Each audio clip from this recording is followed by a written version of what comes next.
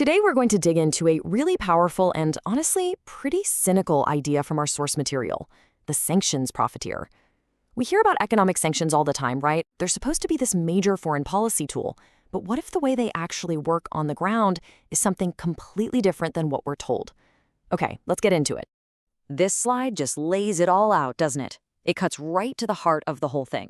On one side, you've got the official story you're being fed. We must all make sacrifices for the resistance. The West is starving us. It's all about shared patriotic suffering. But then, there's what you see with your own eyes. A senior official cruising by in a brand new $200,000 imported SUV. An SUV that got through a loophole that, funny enough, only people like him can access. That huge gap between the story and the reality, that's exactly where our explainers begins. So who is this person driving that luxury car while everyone else is struggling? Well, that brings us to the key character of this story, the sanctions profiteer. And this isn't just some random person who's getting by. No. This is someone who has turned the entire system of sanctions into their own personal business. They've figured out how to systematically exploit the rules to get incredibly rich, all while the general population suffers. They don't just survive sanctions, they literally thrive because of them. To really get our heads around how this is even possible, we have to completely rethink what sanctions actually are. The source material argues that they don't function the way most of us imagine. It's a fascinating and, frankly, a deeply cynical perspective on how this stuff really works. We tend to picture sanctions as this giant, impenetrable wall being built around a country, a solid barrier that cuts it off from the rest of the world to apply pressure. But that image, it's completely wrong. And here's the crucial idea. They aren't a wall, they're a filter. Think of it like a sieve. The fine mesh catches all the small stuff. That's the general population. They're blocked from getting basic goods, services, opportunities. But the big fish, the well-connected elites, they know exactly where the holes in the filter are. They can swim right through, not only totally unharmed, but actually more powerful because of the very system that's supposed to be punishing them.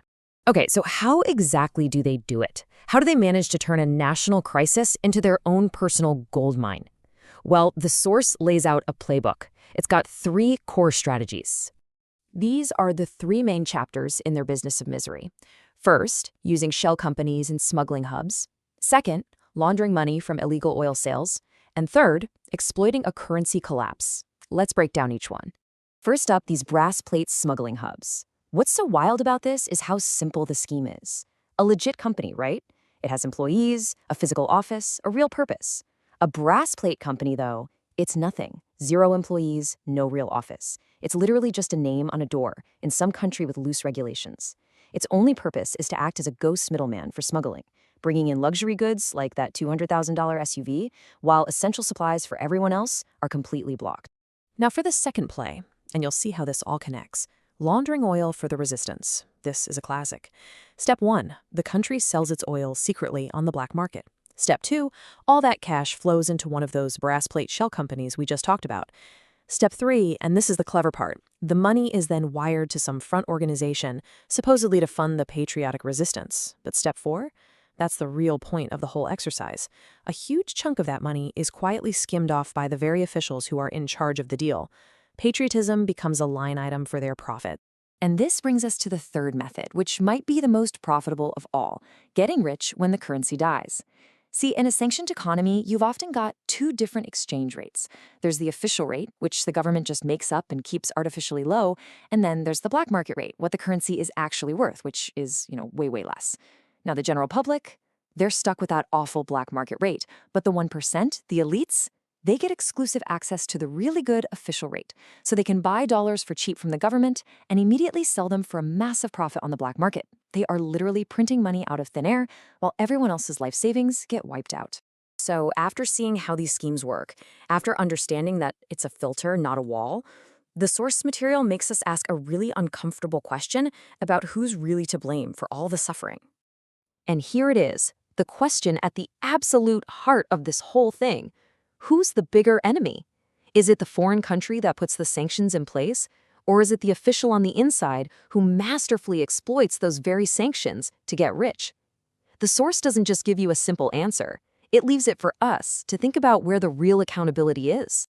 So, what's the ultimate lesson here? What's the final takeaway from this deep dive into the world of the sanctions profiteer? It really all comes down to one powerful summarizing idea. And here it is. Sanctions aren't a wall, they're a filter that keeps the poor out while the connected swim through the gaps. That's the core moral of the story from our source material. It suggests that sanctions might not be a tool of pressure against a regime at all. Instead, they can become a tool of enrichment for that regime's most corrupt members, creating a twisted, perverse business of misery. A final thought to leave you with.